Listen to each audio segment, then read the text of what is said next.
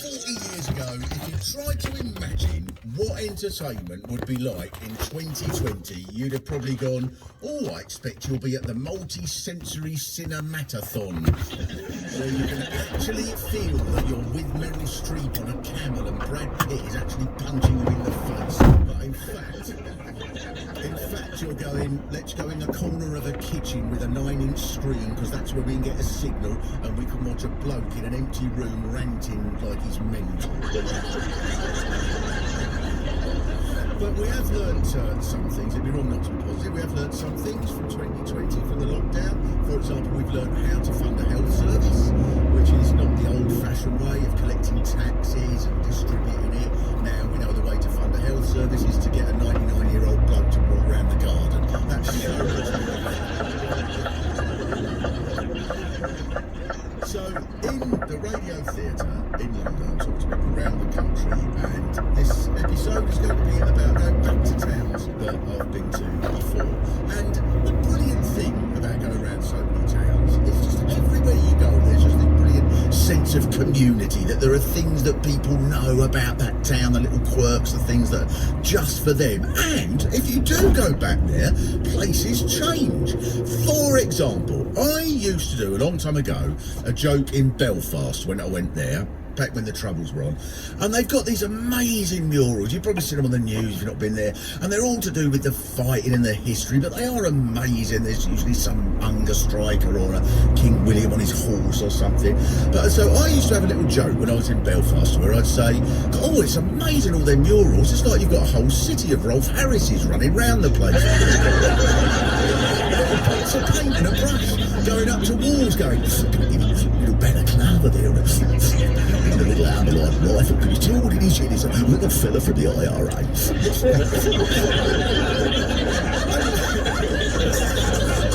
When I wrote that joke, I could have had no way of knowing that one day it would be controversial because of Rolf Harris. How could I know that? But it's changed, because I went to Belfast a little while ago and there was an open-top bus there, a guided tour bus thing, like the sort of thing that goes around London and shows you Buckingham Palace and all that, in Belfast. And I was with my son and stuff, and I said, oh, we've got to have a go on this. And I thought, oh, they'll skirt round the tricky issues, won't they? They're bound to do that. But as it set off, the bloke picked up his microphone and said, I'd like to welcome our part this rain-city guided tour of the city of Belfast. He said, now, unfortunately, where we're starting here is right by what I consider to be the ugliest building in the whole of the city centre. And then he said, now, you think with our history, someone would have the explosives to blow it up.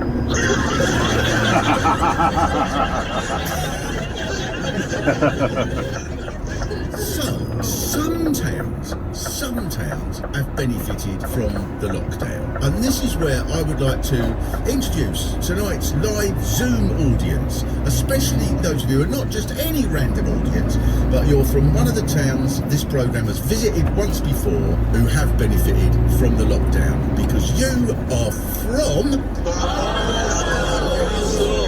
from Barnard Castle.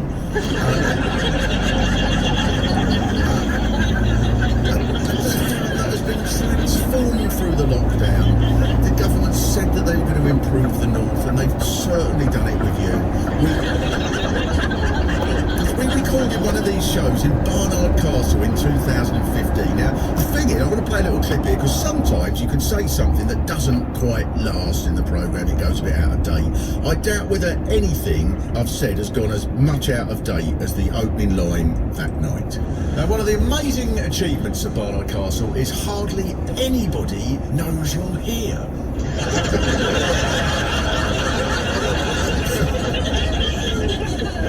Well, things change, and it went on. It's like a town that's brilliant at hide and seek. There's no railway, barely a bus comes through. Even people from Durham aren't sure where this is. I reckon the population here is made up of all the people who've disappeared in the Bermuda Triangle. And that has not really stood the test of time, has it? Because, as we know, Dominic Cummings, the Prime Minister's personal advisor during a time when everyone was ordered to stay at home, was found to have driven to Barnard Castle and explained he'd gone there to test his eyes because he was worried about his eyes, so he did what anyone would do. He put his wife and child in the back of a car and drove them to Barnard Castle.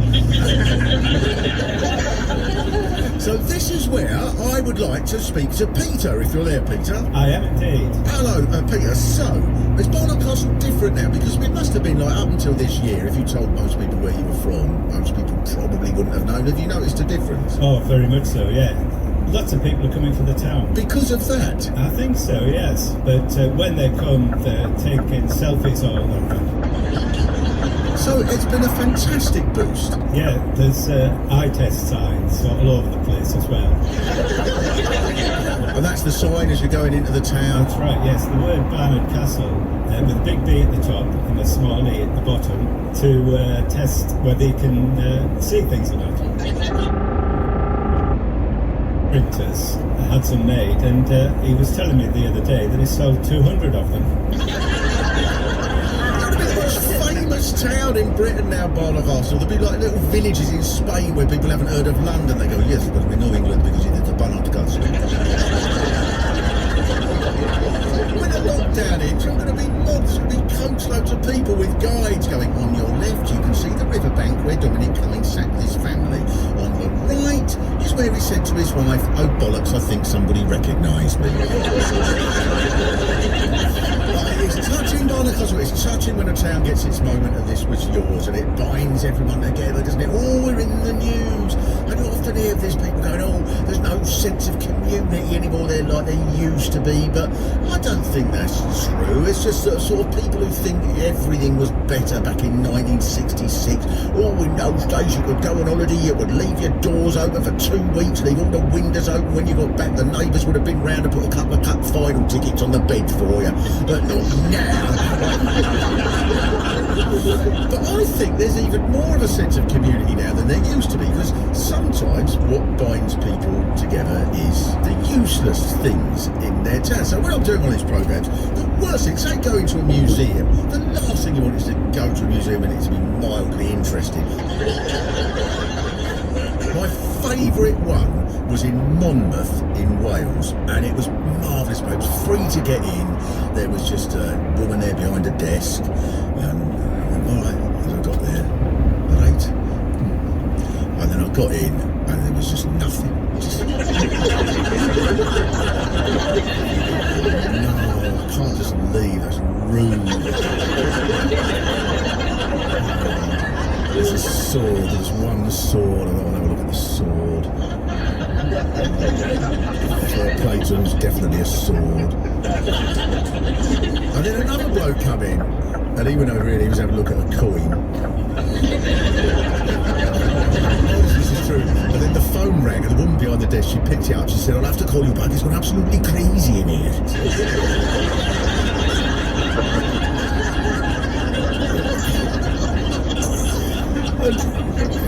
Rude people are brilliant. When you go to a town and you get such a sense of it, when people are rude, you think, oh, that's what you want from it. I went to Taunton in the summer. It was a beautiful day. I thought this is the most English day you could have. And I got an ice cream, and I went and sat and ate it on a bench in the churchyard. And I thought, this is as English as you could possibly. And then the vicar came out, and I thought, this couldn't be any more English. And then the vicar come up and went, get out!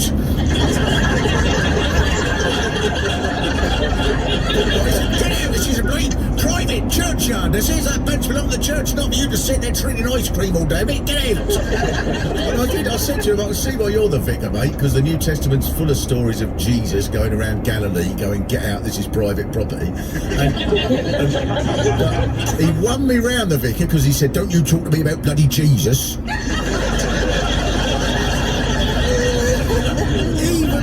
Promoting Somerset. On New Year's Day, I was in Weston-super-Mare, and I went into a newsagent's, and I didn't catch the whole conversation. So all I heard, there was a woman, she must have been about 19, and she was talking to her mate about 11 in the morning on New Year's Day, and she just said to her mate, and then right on a stroke of midnight, the fireworks went off, and he proposed. I said, you've got to get divorced first, you muppet.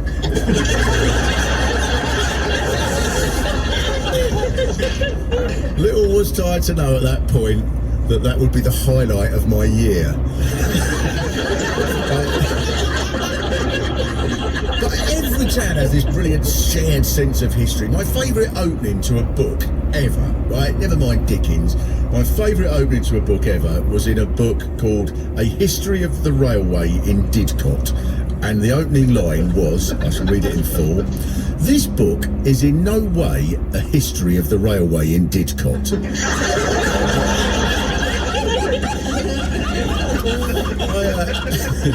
I had this book about Abergavenny, and they're so proud. In Abergavenny, they've got these mountains. There are, I think it's 7 mountains at the back of Abergavenny, and they're very, very proud of it. One of the mountains is called the Skirrid, and the book says, "Many writers have compared the Skirrid to the mighty Swiss Matterhorn, and there is a similarity in the isolated situation of their peaks, though in height there is a difference of 13,000 feet.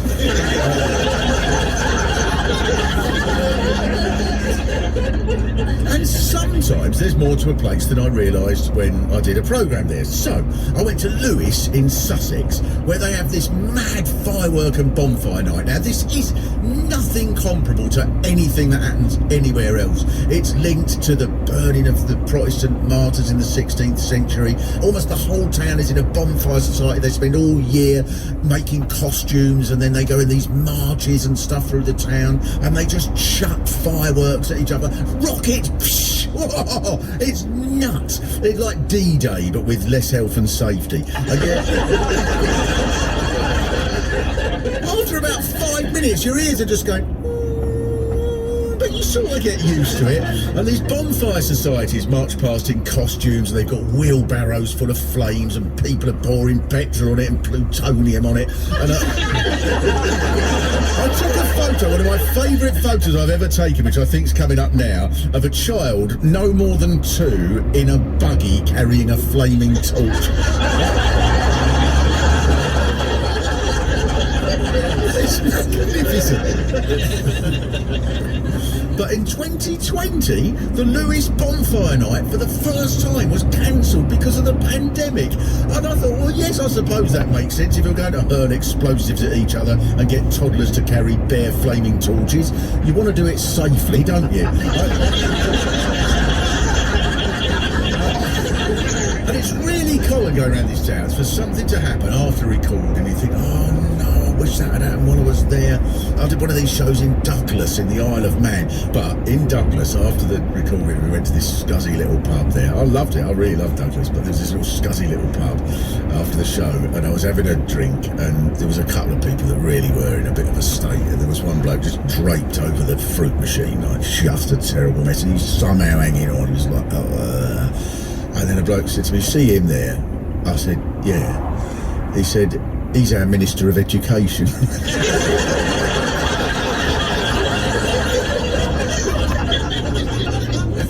I love, there's another thing, right, about a sense of community. The most famous person, who would be the most famous person? People would probably go, oh, Rihanna, Kanye West, Donald Trump, I don't know. But the most famous people I've ever met have been people like this pork pie maker in Melton Mowbray, who invites you in to talk about pork pies, and after an hour he's only covered the pepper. In Hastings, the most famous man there is a chap called Glenn, who puts on gigs in his garden, and everybody in the room had been to his garden. Has anyone been to my garden here?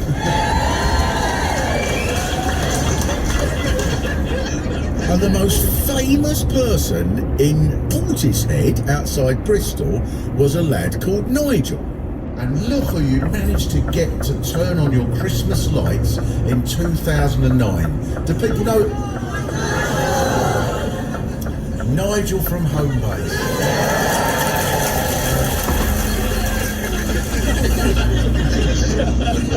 Nigel had won a local vote to turn on the Christmas lights, and he was so popular on the checkout at Homebase. And it'd be brilliant if he'd turned on the Christmas lights and they just didn't work. And he went, "Oh, I got these from Homebase."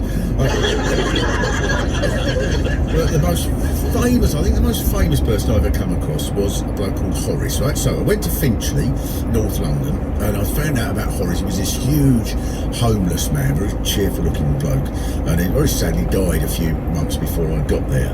Lots of people had gone to his funeral because he was very famous in the area, because he just always went up to people and said, "Good luck to you, sir. Good day to you, madam." good luck to you, sir. Good day to you, madam. And he used to do that all day, all round Finchley. So everybody in Finchley knew Horace. So I got a picture of Horace, and when I put the picture of Horace up on the screen, the whole place was like, Horace! Like, everybody just knew him so well. And then all the people in the audience started going, good luck to you, sir. Good day to you, madam. One bloke got up and he said, I'll tell you what, Mark. He said, honestly, he said, one day I was in the supermarket, right, at the checkout, and I could hear Horace going, good luck to you, sir. Good day to you, madam. I was watching him and he wasn't saying it. And I thought, what's happened? And he'd got a little tape thing. He got a little tape deck. And he must have taped it. And he must have thought, I can't be bothered to say it today, but I don't want to let people down. And he taped it. And he was all playing it, going, good luck to you, sir. And I, this is brilliant. I love Horace. I said, is that all he used to say? And they all giggled a bit, you know. And I said, what? It was like, I thought, this must be how a teacher feels and all the class is giggling and you don't know why. I said, what? And then a bloke said, he did say something else sometimes. I said, what? What is it? What did he say? They all giggled again. And then the bloke went, well, sometimes he'd come up to you and go, off you.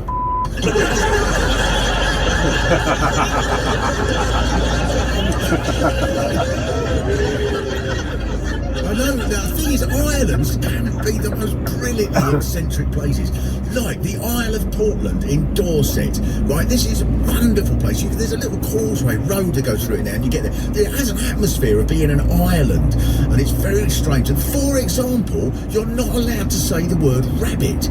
When you think at first it's a joke, but you can't. It's really serious. It's a terrible swear word. Kids get sent home from school for saying it. Nobody quite knows why. So I thought, oh well, the last line of the programme it did go a bit haywire. The last line of the programme was this.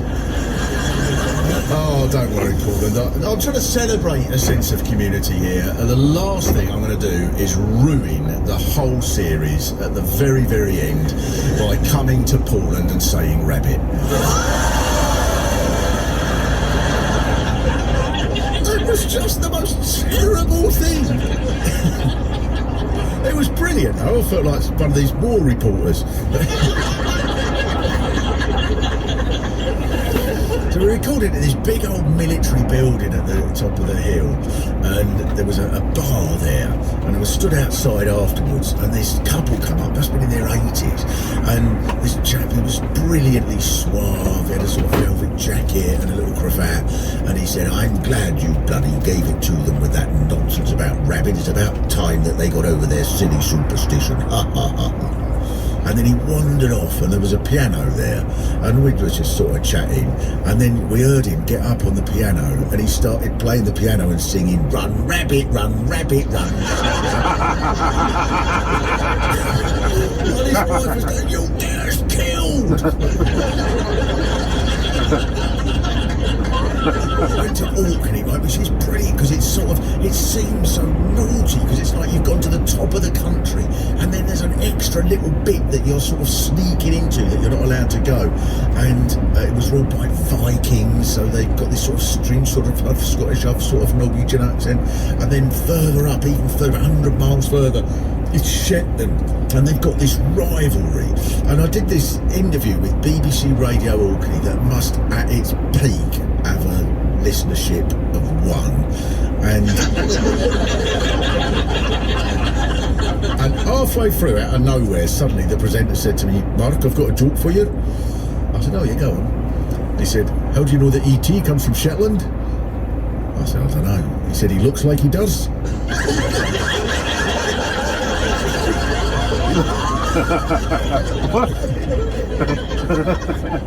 See, islands are marvellous because if you live on an island, you tend to see the rest of the world as peculiar for not living on your island. So we went to Alderney, which is one of the Channel Islands, but it's this little tiny, it's 1.5 miles long, right? It's just 7 miles from France. There's no regular ferries. To get the plane, you have to go to Guernsey, and you get in this like little 12 people squashing there. It's not the size, it's just so old. It's like someone saying, I'll give you a lift, and it's some old Ford Anglia and all the seats are ripped. The window flaps open while you're in the air, so the draft comes in, right? But what about this? I've just found out recently that throughout 2020, Alderney has had no cases of coronavirus. So everything there is still open, which is brilliant. Even the coronavirus has gone, how do I get there? I'm not going on that plane, it's deadly.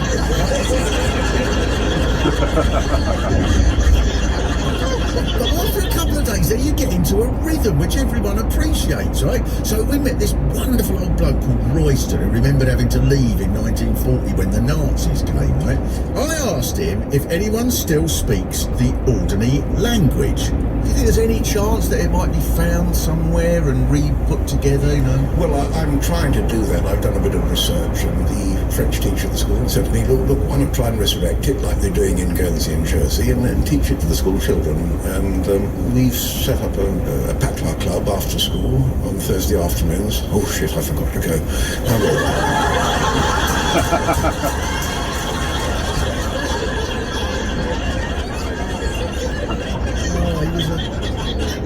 He was a darling, he was such a nice man.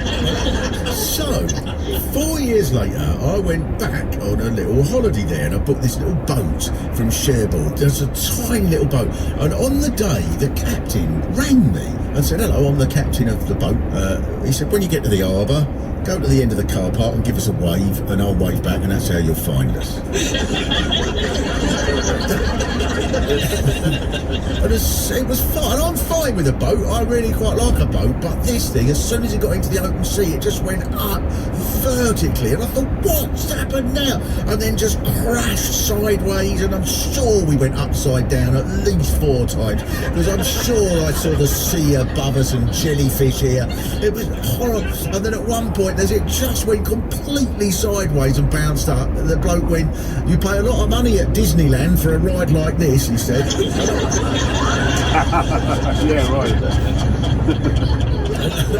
I've never in my life so much wished I was on a plane with a hole in the roof.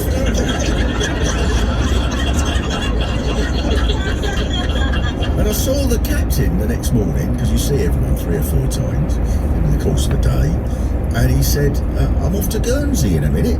I said, all right. He said, I've got to take a coffee. And an old fella called Royston passed away, he said. Lovely bloke, everyone loved him. Going to be a rough old crossing, he'd appreciate it, he said. I only came back in 46. It was ruination, and it was pretty appalling. And after all that hope of coming back home, just to, it was heartbreaking. I think that generation were marvellous. They stuck it out and rebuilt the island, which was, I think something quite remarkable.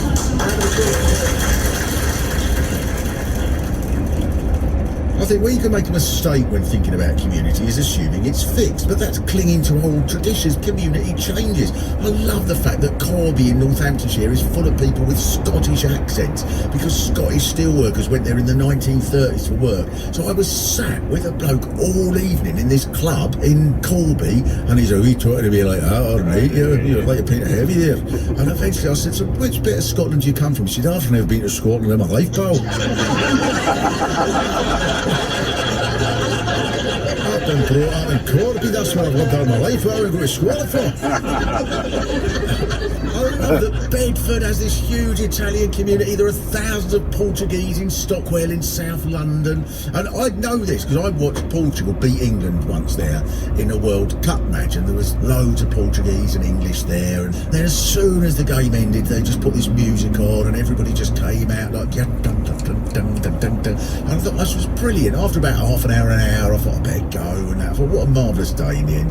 And I wandered on about 100 yards further down the road. There was an old English pub, one of those old English pubs, and there's 2 blokes just walking up and down, just angry. And one of them spotted me and went, oi Mark, come over here, what's going on there again? Penalties every time, losing on the penalties, I've had enough. I've had enough! I said, oh mate, there's no point in being angry, is there? You could put up with it. And I swear, right, then he looked up and he could see 100 yards up the road all these Portuguese people and English people together going, dun, dun, dun, dun, dun, dun.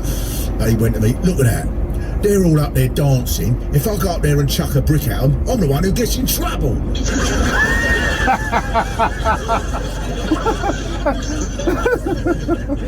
think after a while, most people start to know the people that they were complaining about, and people start to get on. It happens all the time, everywhere. The same people, they're all coming over here. Like we did one in Glastonbury in the 60s. That's where all the sort of zenny sort of people worshipping the spirit of wind, Bridget, the whatnot, chanty people. And now they all go, oh, I like them Rebbies now, they're all right. Everybody gets on. Went to Hebden Bridge, which has got a huge lesbian community that went up there in the 70s, and now it's half old Yorkshire and half lesbians, and everybody gets on, and the old Yorkshire people are all fine. Oh no, I tell you what, I was never have to worry for someone to borrow a spanner off round here, I tell you that, Manoj. New Malden's got this big South Korean community for a reason that no one can quite work out. Everyone's happy with it. Hastings has this endearing word for people who move in from London, which is filth, which stands for failed in London, try Hastings, which is quite sweet.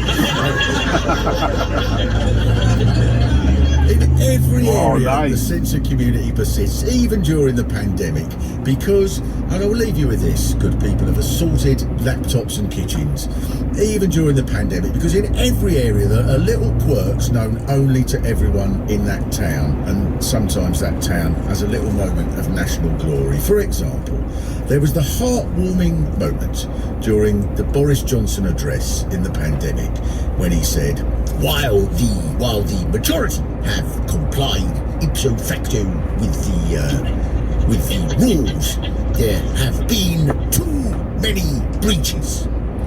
And I thought that was a record-breaking sentence in British history, causing the greatest number of people ever to say one person's name at once, because 40 million people yelled at their television, "All right, Dominic Cummings at Barnard bloody Castle!"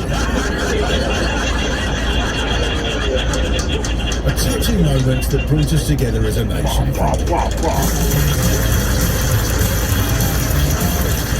That was Mark Steele's in town, written and performed by Mark Steele, with additional material by Pete Sinclair. It was produced in an empty room by Carl Cooper. It was a BBC Studios production. So I'm just looking at a blank laptop. There is about 30% of my head thinking that at any moment someone's going to come in here and say, "Okay, Mr. Steele, if you'd like to come with us, the hospital has a bed waiting for you." Yes, Mr. Steele, I'm sure there are lots of people in Barnard Castle that are watching you. I'm sure there are. You've got to take these pills and everything's going to be okay in a minute. Ding dong. I hope you enjoy Mark Steele.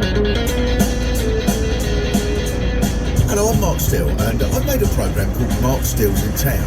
Thank you very much, lovely, slightly peculiar people. I think that everywhere has not only its unique little eccentricities, but pretty much everywhere people love the place they are in a peculiar way. One of our tricks is to turn the signpost round to confuse outsiders. Do you do that? Every town has its landmark. Oh, do you know what I like about that clock tower? It's got a clock face on each of the four sides, and every one of the clocks is slightly different. Every town has a character. It likes grapes laced with gin. I mean, we all do, but yeah. Every town has a rivalry. Yes, you'll find that we are very helpful here. Not like in Kettering. What I try to do with each of these towns is meet as many people as I can there, find out as much as I can about it, learn all the little quirks and the little sayings. If they'll look west, they'll can see Welsh mountains. And if they'll turn around and look due east, they can't. Until I'm able to be as rude as possible about it and still just about get away. What is this place? So please join me on this trip across Britain in Mark Steele's in Town. Oh, when's this broadcast? I'm not sure this should go out, or the government will come down and cordon you off. Listen and subscribe on BBC Sounds now. Yeah, yes you do. If you can get hold of it, enjoy it.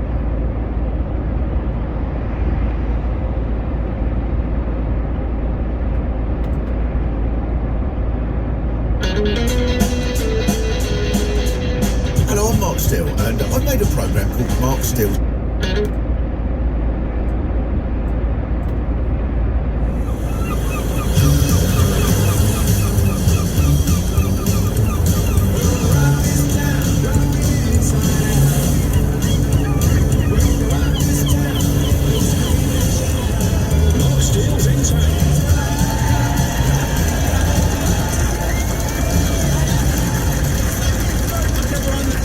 Mark Steele's in Town. Where are you we're today, coming Rob? from the beach next to the pier in Brighton. In Brighton, oh lovely. Oh, we love Brighton. Village known for its strict religious sense of order, where no one has No taken nudity, drugs since got beach 1780. for nudie people. Not even Wow. a Eurofin, and most of the town is run by the Methodist Church. And I've actually been living here for a while. You get to tell when you've been living here who isn't used to it. One of the ways of telling, on a Sunday, if you don't live here, you might go, oh, I'm just going to pop into town. No, there's no point. There'll be the London to Brighton hovercraft race or something. The people who don't live here are the ones who sit on the lawns thinking, juggle at home. See, this is why Brighton's different from other cities. In Leicester or Nottingham, if a 20-stone man was completely naked, covered in pink glitter, doing a tightrope walk, singing ABBA songs to a sea lion, they would probably end up on the local news. But in Brighton, we just go, oh, that's Big Mary, he does that on a Wednesday. He's the mayor. Also, Brighton, we all know people come here for the wonderful landmarks, the beautiful Regency architecture, the delightful old buildings from the 18th century that are just breathtakingly glorious. And so it is just fitting, I think, that the most obvious structure of all is a pointless 500-foot concrete pole that costs 46 million quid. But worth it, because when you go up to the top, you can see a marvellous view of a bit more of the sea than you can if you're on the ground. And a rusty, burnt-out pier at a slightly different angle, so it's worth it. The I-360, amazing to think without that structure there would be no way of ever seeing a view of Brighton from that high up unless you walked up to the racecourse, which is 20 foot higher. How many people have been on it? Oh no, you've all been on it! Discount. Hey, Yeah, discount. I know you get a discount, but it's stupid. That's what the lockdown's done for us. There's a place up there where they whack you over there with a shovel, but you get half price if you're the Hove resident. Another way of telling someone who doesn't live here, of course, is their attitude towards the railway station. When someone doesn't live here, they might say the sentence, oh, I better be going, my train leaves in half an hour. You don't know Brighton. You can get out of Brighton from the station, you can, but it's like being in Casablanca. You have to find a man in a fez behind Costa Coffee who'll say, I can get you to Haywards Heath, my friend, but it will cost many dollars.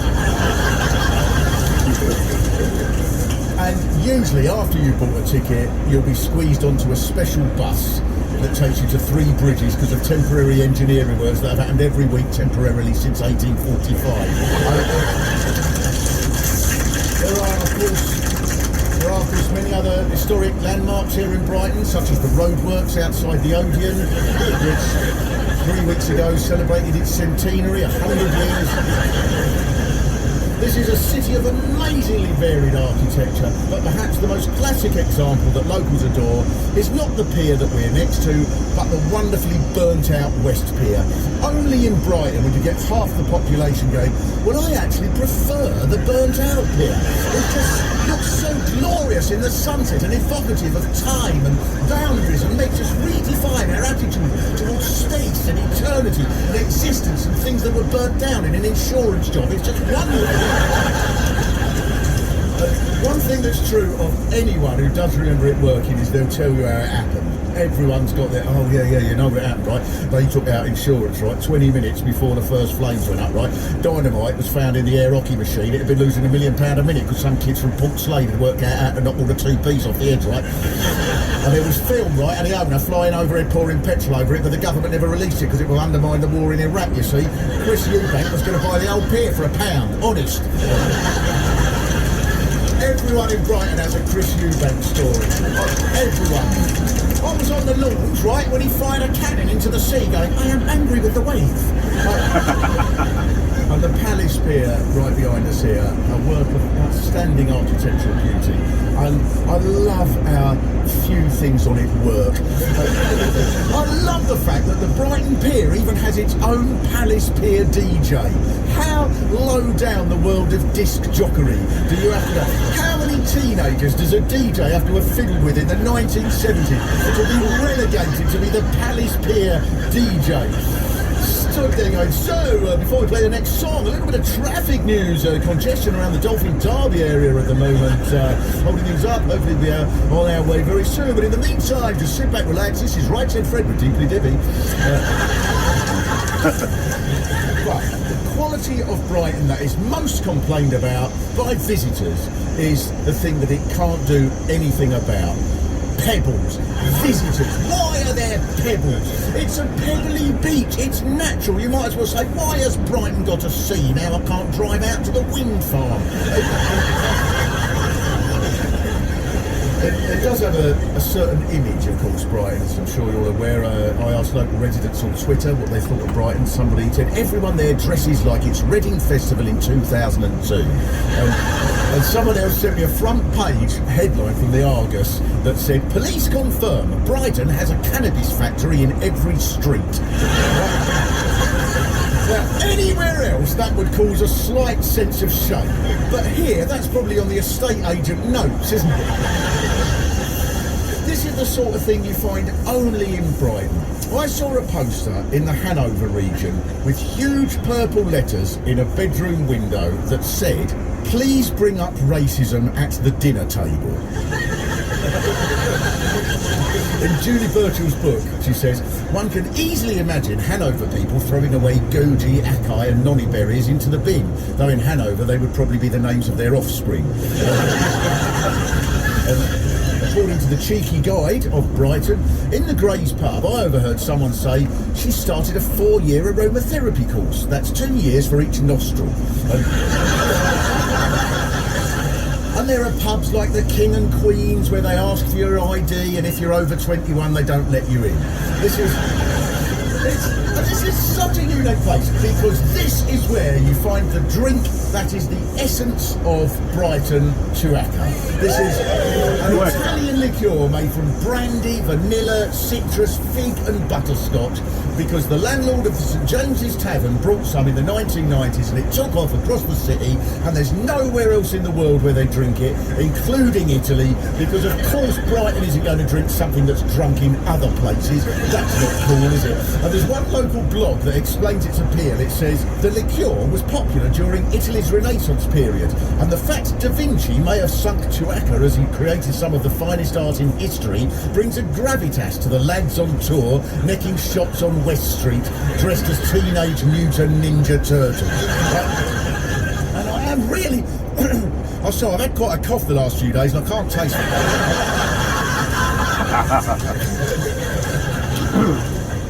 In 1997, Brighton and Hove were merged, and in 2000 became a city altogether. And did anybody notice any difference? There's no... The town hall, I think the town hall sums up the difference. Brighton has this glorious yellow building with grand columns and a big open square, and Hove Town Hall is like a prison built in the 1960s in Kazakhstan that's being investigated by Amnesty International. Gets all the stories. Apparently Rod Stewart got someone pregnant right there under the pier. Ian Fleming wrote Chitty Chitty Bang Bang on the seafront. Of course he did. It's about a flying car with a mind of its own. You don't write that unless you've done some ketamine that you've stored off a bloke in a huge jumper outside the Coalition bar. The famous have always been attracted to Brighton. And this is what began to make Brighton, because as Brighton became fashionable, George, Prince of Wales, would visit, and over the next 40 years he ordered the building of the Pavilion just over there. The tourist guide tells us this majestic structure, flowing with worldly delights, conveys all that is finest in human endeavour and pursuits. Although personally, I prefer the burnt-out Pavilion up Rottingdean. It's a kind of rubber match that looks amazing in the sunset. To start with, as a young man, Prince George wanted the pavilion to attract women. That's why he used it. So it was quite high stakes for him, but he tried to lure Mary Hamilton there, started seeing the actress Mary Robinson, fell in love with a woman called Maria Fitzherbert. And there's a section in the book, Life of Brighton, about their days out that says the Prince and Maria Fitzherbert were frequent visitors to the theatre. In 1793, the great sensation in Brighton was the celebrated fencer, the transvestite Chevalier d'Eon, who fought a guard from a regiment in Brighton wearing a white satin petticoat. That was theatre in Brighton in the 1793. Of course, in 1793, the hit of the town was a transvestite sword fighter, and it was probably reviewed in the Argus as being disappointingly mainstream. The Prince ran up debts of £20 million in today's money that Parliament voted to pay off out of public funds. And he was interviewed at one point about his lavish lifestyle and sexual habits and insisted it couldn't have been him because that day he was at the Pheasant Express in Woking.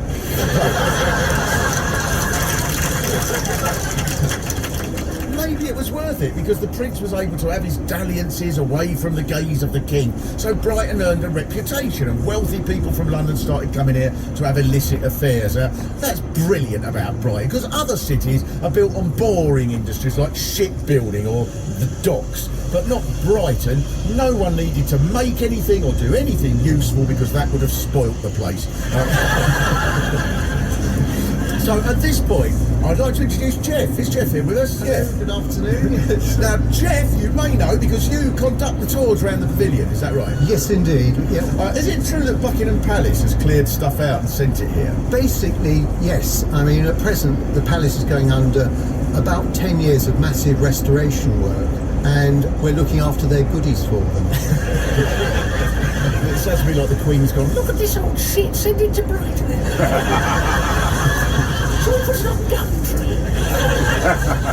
The most exciting thing now is Royal Loans very kindly allowed us to have back the original artefacts that belong to the pavilion. They're mind-blowing. I went round it again yesterday, and when you go round, 20 million, even in the 1780s, seems cheap. These rooms are extraordinary. Queen Victoria must have gone, bloody hell, this is a bit much, isn't it? He had a 46-piece band which he would call on whenever he fancied music. It was like the world's first Spotify. I've got to ask you this, Jeff, because everyone nicks stuff from work, don't they? What you got? Thank you very much, Jeff. That's brilliant.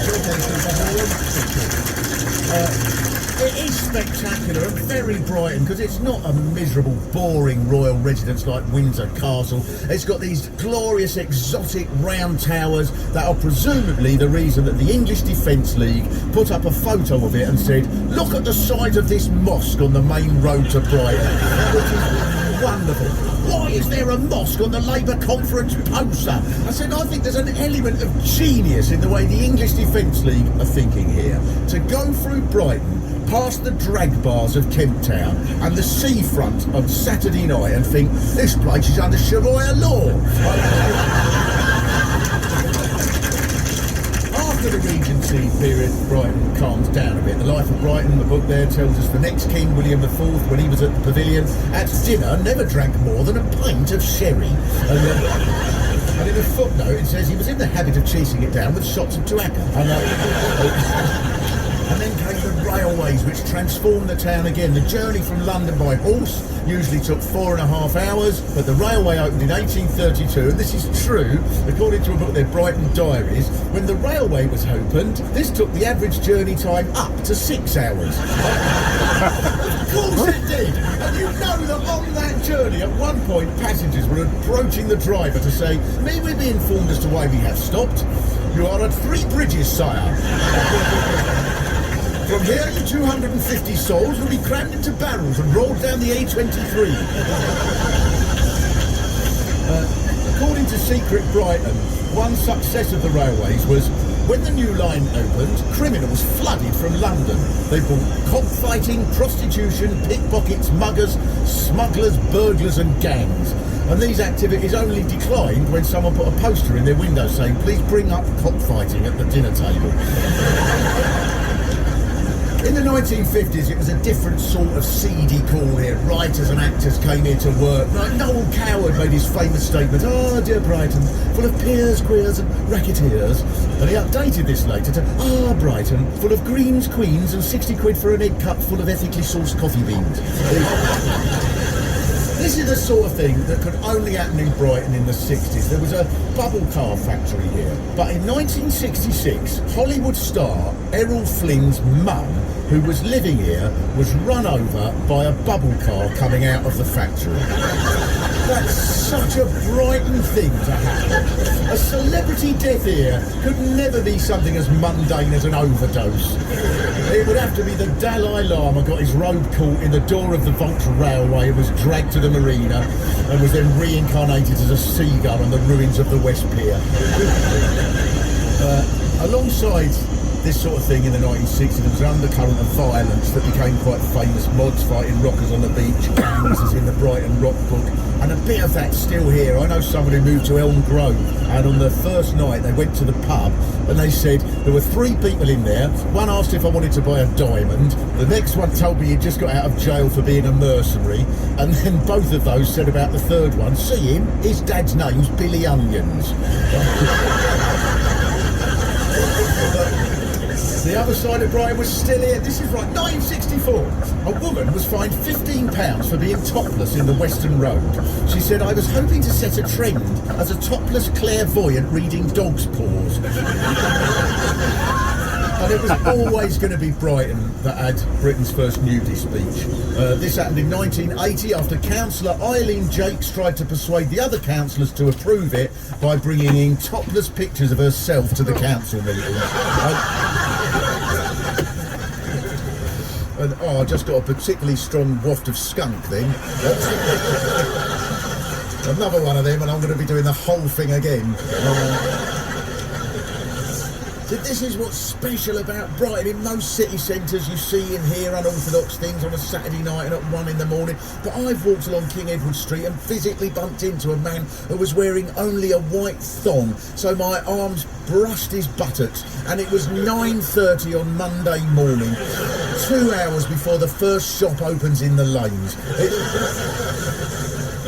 In the book LGBT Brighton and Hove, which I have there, it says, in the 1920s and 30s, St James's Tavern in Madeira Place and the New Pier Tavern were popular with sailors and gay men and lesbians. And there were tea dances at the Royal Albion, just there by the pier, tea dances for lesbians. In 1947, the aquarium that's now Sea Life was a transvestite bar. Oh, this is brilliant about Brighton. Someone tells you, you know where Pret a Manger is? That was an S&M post office in the 1930s. So, to prove my point of the glamour of Brighton's gay and drag scene, I'm very proud to introduce Dave Lynn, one of Brighton's, if not Brighton's, premier drag act. Some people, believe it or not, may not know exactly what happened to the drag act. I'm sorry. Yeah, you're obviously a bit shy, Dave, so can you sort of just... I used to be gay and then I saw you, I'm changing my mind, but... This is the sort of thing. I wanted a man of steel and I got you. And now on Radio 4, Dave Lynn's in town. So, I'm sorry, I think this is my spot. Oh no, with diversity, he's going to get my Radio 4 slot. Sat for an hour, what did you expect? Go on. No, what happens when you're doing lip syncing and... Not anymore. Used to be Right. very famous at lip sync. I was a lip sync act because I fell in love with Liza Minnelli when I was young. And so I entered a talent contest in school and I was going out with this girl at the time. All right, don't judge me. I can't say the next line because it's radio. Can I? Yeah, go on. I couldn't get her vagina up my bottom, so we split up. I can put that out, that's fine. Just after the artist and before the shipping forecast, it'll be fine. We did get cash back. A drag act's been furloughed. Is that a sexual thing? Yeah. I don't know, but I was furloughed 2 weeks ago, but he never called back. I want all the shows to be like this? Thanks for asking me. I've forgotten your name. Sandy Toxic.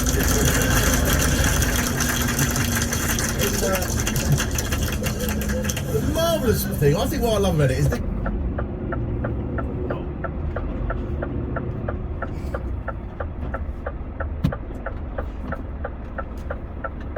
looked as if it had changed about 10 years ago from being an old pub where people just sucked pints on their own, and then it became a gay bar with a drag act, and lots of the customers just stayed the same. They just thought, I can't be bothered to go anywhere new, and they just carried on. So there was a drag queen on stage in front of these shiny purple and green streamers and pink fluorescent lighting, and she's got this huge wig and this tiny short skirt and tights, and she's going, don't stop me now, and there's like 2 old women with a Yorkshire Terrier and 3 blokes just supping pints, and she's come to one of the blokes, who was an old bloke who had their newspaper, and he's looking at the racing, and she's come down and gone, don't stop me now, and given him the mic, and he's just gone, I'm having such a good time.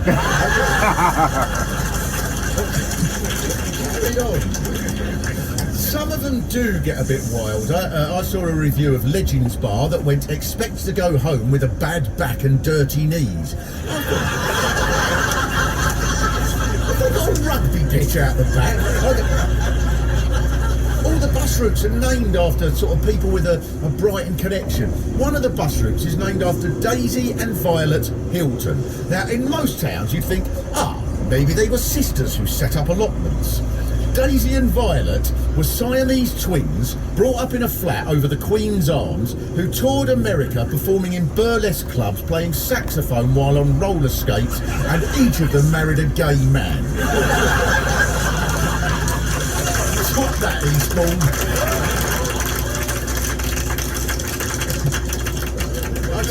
I don't think it is like that. I think that none of this really is, it's a false view of what Brighton is. Most of Brighton isn't drag bars or blokes in a thong on a Monday morning. It's people who live in estates on Morscombe or in Portslade. But what makes Brighton distinct is that no one in any of them places is fussed that there are drag bars or blokes in a thong on a Monday morning. So this is the point which I am very, very pleased to introduce you to someone who I think is the personification of Brighton, above all else, Caroline Lucas.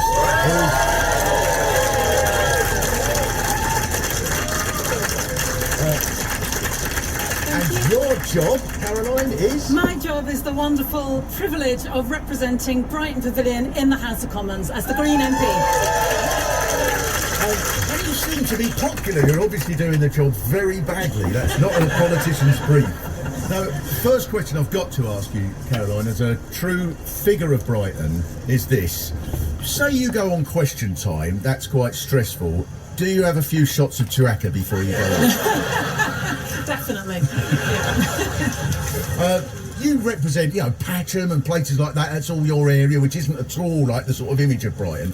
But you must get some really eccentric people coming up to you for help. I do. I mean, I get some really serious problems as well. But in amongst all of that, I get some extraordinary letters, for example, that often contain an awful lot of photos of people's random body parts. And I'm not quite sure why. I think maybe calling an MP's advice session, calling it a surgery, I think causes confusion. And people expect some kind of medical intervention, which I am entirely unqualified to perform, so I don't. But that's one thing. Seagulls is the other. People hate the seagulls. And my very first surgery, I had a lovely gentleman come in. He seemed so nice. But what he wanted me to do was to get the fire service to go around and find all the nests and prick all the eggs to stop the seagulls from growing more. Apart from being sort of a little bit impractical, do you think in any way if you did that, that might have compromised your position as leader of the Green Party? Yeah, he did ask very, very nicely. I was very tempted. When people send sort of crazy letters, do you reply with on House of Commons notepaper? Thank you very much for your enlightening picture. Absolutely, and actually people do send some extraordinary things. Like, it sometimes feels a bit like my office is the Dragon's Den, because loads of people want me to look at their inventions. So we have some mad ideas that people draw and send in. I mean, obviously they're not really mad. Of course, they're terribly serious, and I respond. I tell them that's very, very useful to know. one more question that I want to ask you. I think this is a serious political question. I think we're serious people here.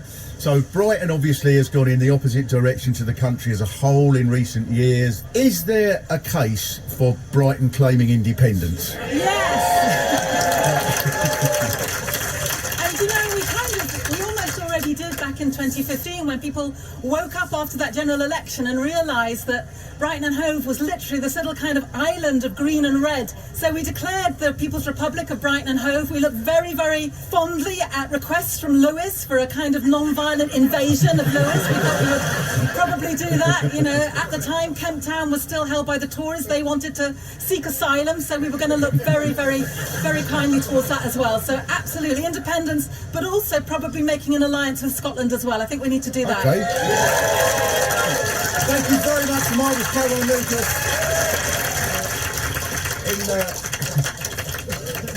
Everything in Brighton, it seems to me, has a slight Brighton tinge. The Duke of York Cinema is a normal cinema, but with a giant model of stripy legs on the roof. The table tennis club trains prisoners, and its Down syndrome team won a medal in the World Table Tennis Down Syndrome Championships. One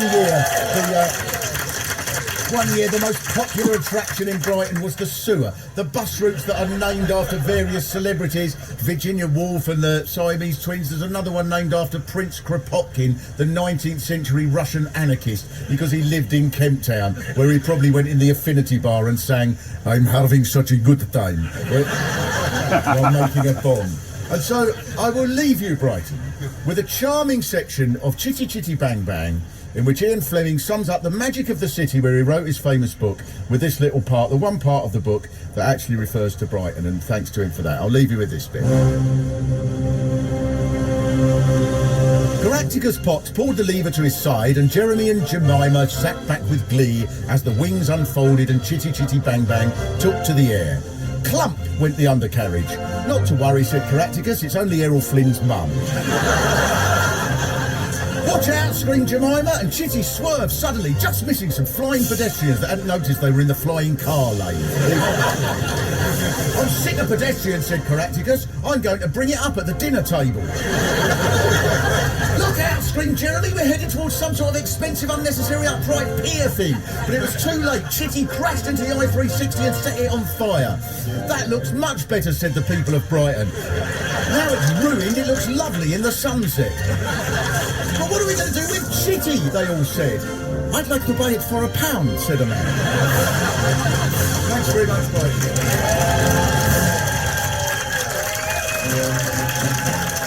Mark Steele's Game Town Course, written by Mark Steele, with addition.